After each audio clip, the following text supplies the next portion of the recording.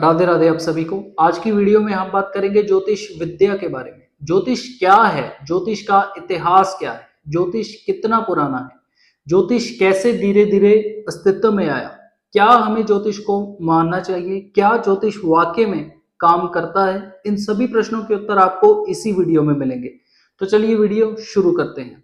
सबसे पहले बात करते हैं ज्योतिष के इतिहास की। ज्योतिष कितना पुराना है। इस दुनिया की सबसे पहली और प्राचीन पुस्तक ऋग्वेद मानी जाती है। ऋग्वेद यानी वेदों का एक हिस्सा, वेदों का एक पार्ट। आपने सुना है या फिर पढ़ा है कि वेद चार तरह के होते हैं: ऋग्वेद, सामवेद, यजुर्वेद और अथर्ववेद। ये जो वेद हैं ये वैदिक काल से पहले लिखित रूप में मौजूद नहीं थे। इनको वैदिक काल में लिपिबद्ध किया गया था, यानी कि इनको लिखा गया था। उससे पहले ये केवल मौखिक रूप में ही मौजूद थे। ये संतों और ऋषियों के द्वारा अपने शिष्यों को मौखिक रूप से ही हस्तांतरित किए जाते थे, यानी कि सुनाए जाते थे। उस सुनने की प्रक्रिया को श्रुति कहा जाता था। ऐसा माना जाता है कि वेदों का रचिता कोई मनुष्य नहीं है, ये वो श्लोक हैं जो ईश्वर के मुख से प्रकट हुए हैं। कुछ जगह पर ब्रह्मा जी को वेदों का रचिता माना गया है और कुछ धार्मिक और पुस्तकों में आपको ब्रह्मा जी के पुत्रों के द्वारा वेदों की रचना का जिक्र मिलेगा। ब्रह्मा जी के पुत्र कौन है? सप्त ऋषियों को ब्रह्मा जी के पुत्रों का दर्जा दिया जाता है। तो वेद जो कि एक ही था, हम ऐसा कह सकते हैं कि एक ही बहुत बड़ा ग्रंथ था जिसका विभाजन किया गया था वैदिक काल में। अब ये बांटने की प्रक्रिया किसने की? हमारे इतिहास के एक प्रसिद्ध ऋषि हैं महर्षि व्यास जी। महर्षि व्यास जी ने अपनी दिव्य दृष्टि से ये जान लिया था कि कलयुग के जो मनुष्य हैं उनका बौद्धिक स्तर इतना ज्यादा ऊंचा नहीं होगा, यानी कि वो वेदों के इस महान ज्ञान को सहेज नहीं पाएंगे। इसलिए उन्होंने वेदों को चार भागों में बांट दिया: ऋग्वेद, सामवेद, यजुर्वेद और अथर्ववेद, और उनको लिपिबद्ध किया, यानी कि उनको लिखा गया। इसीलिए जब भी आप इंटरनेट पर सर्च करते हैं कि वेदों का रचयिता कौन है तो महर्षि व्यास जी का नाम सबसे पहले आता है। हालांकि उन्होंने वेदों की रचना नहीं की थी। महर्षि व्यास जी ने जब वेदों को लिपिबद्ध किया तो उनके नाम के आगे एक शब्द जुड़ गया, वेद। इसीलिए उन्हें वेद व्यास कहा जाता है और वो इसी नाम से प्रख्यात हैं।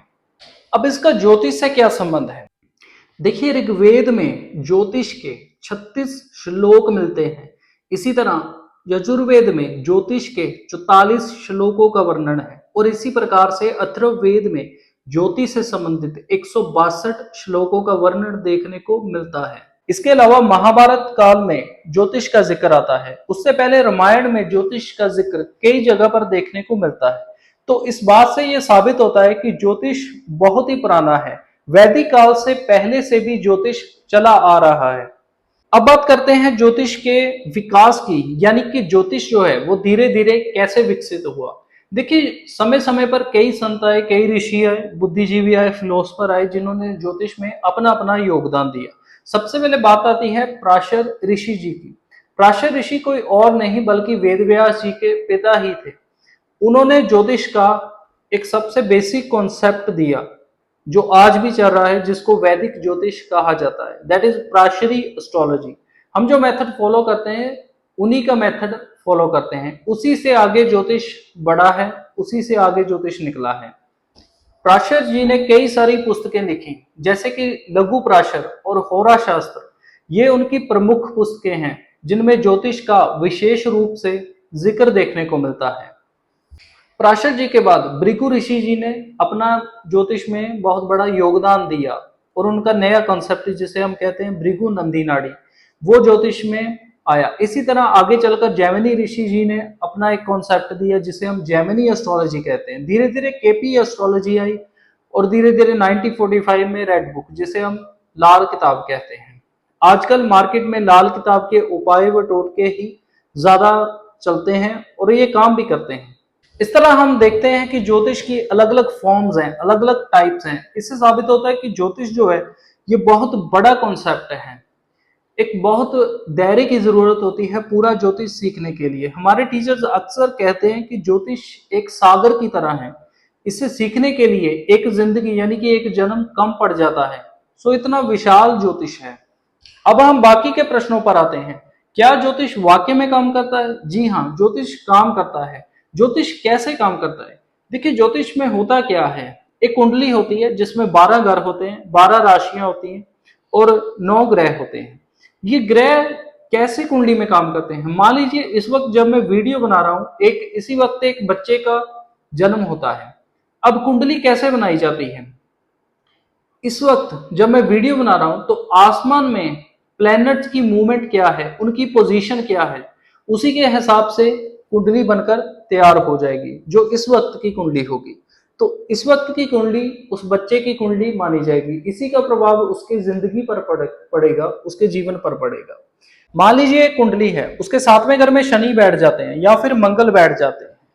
अब ये करेंगे क्या 7वें घर में बैठकर? 7वां घर मैरिज का होता है। शनि जब 7वें घर में बैठते हैं तो मैरिड लाइफ में स्ट्रगल करवाते हैं, मैरिड लाइफ में झगड़े करवाते हैं। इसी प्रकार मंगल का रिजल्ट भी सेम देखने को मिलता है। लेकिन क्या इतना सा देखकर ये कहा जा सकता है कि इंसान की मैरिड लाइफ डिस्टर्ब रहेगी?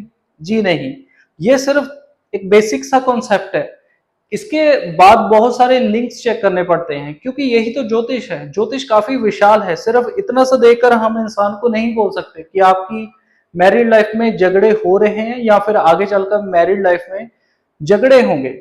उसके लिए दृष्टि चेक करनी पड़ेगी, उसके लिए दशा चेक करनी पड़ेगी, उसके बाद गोचर चेक करना पड़ेगा, उसके बाद नौमांश कुंडली चेक करनी पड़ेगी। इसी प्रकार से अलग अलग कुंडलियां देखनी पड़ती हैं, तभी जाकर एक प्रेडिक्शन जो है वो निकल कर सामने आती है। तो इस प्रकार से ज्योतिष जो है वो काम करता है। अब बहुत सारे लोगों का ये प्रश्न होता है कि हम ज्योतिष को क्यों माने? क्योंकि ज्योतिष से किसी की किस्मत नहीं बदली जा सकती। मैं इस बात से काफी हद तक सहमत भी हूं, लेकिन नहीं भी। क्योंकि ज्योतिष बनाया किस लिए गया था, सबसे पहले आपको ये जानने की जरूरत है। जब ज्योतिष का निर्माण हुआ था तो इसका निर्माण भविष्य को बदलने के लिए नहीं, बल्कि अपने समय को जानने के लिए हुआ था कि कब हमारा अच्छा समय आ रहा है और कब हमारा बुरा समय आ रहा है। बुरा समय अगर आए तो उसके लिए क्या इंसान को करना चाहिए? मान लीजिए किसी इंसान ने विदेश जाना है। अब जाहिर सी बात है कि इतनी दूर वो जा रहा है, इतने सारे पैसे खर्च कर, तो उसको देख सोच कर जाना चाहिए, क्या मेरे विदेश का सफर अच्छा रहेगा, क्या मेरा विदेश जाकर जो समय रहेगा वो कैसा गुजरेगा, वो अच्छा है या बुरा है। अगर उसका बुरा समय आने वाला है तो जाहिर सी बात है कि उसको नहीं जाना चाहिए। अगर समय आगे चलकर अच्छा ही अच्छा है तो उसको जरूर विदेश जाना चाहिए, उसकी तरक्की होगी। तो यही ज्योतिष हमको सिखाता है। अब हम बात करते हैं, क्या ज्योतिष के उपाय काम करते हैं? जी हाँ, डेफिनेटली ज्योतिष के उपाय काम करते हैं। जेमस्टोन, रुद्राक्ष, ब्रेसलेट, सभी चीजें ज्योतिष की काम करती हैं, लेकिन डिपेंड करता है आप किस एस्ट्रोलॉजर से कंसल्टेशन ले रहे हैं। क्योंकि आजकल क्या हो रहा है कि लोगों का ज्योतिष से धीरे धीरे विश्वास उठ रहा है। ज्योतिष एक वैदिक धरोहर है, ये प्राचीन विद्या है, लेकिन बहुत सारे एस्ट्रोलॉजर ऐसे हैं जो इसका नाजायज फायदा उठा रहे हैं। देखिए, हर फील्ड में हर तरह का इंसान होता है। चाहे आप मेडिकल फील्ड में चले जाओ, आपको कुछ डॉक्टर अच्छे मिलेंगे और कुछ डॉक्टर ऐसे भी मिलेंगे जिनका आपके पैसों से कोई लेना देना नहीं है, वो अपनी उतनी फीस चार्ज करते हैं। तो इसी प्रकार हर फील्ड में हर तरह का इंसान होता है। डिपेंड करता है कि आप किससे कंसल्टेशन ले रहे हैं, किसके पास आप जा रहे हैं। तो ये थी ज्योतिष से संबंधित कुछ रोचक जानकारी।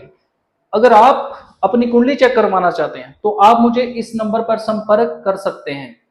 तो आज के लिए फिलहाल इतना ही। मिलते हैं अगली बार एक नई वीडियो के साथ, एक नई नॉलेज के साथ, नए ज्ञान के साथ। तब तक के लिए good bye and see you in the next video. Thank you for watching this video. Good bye.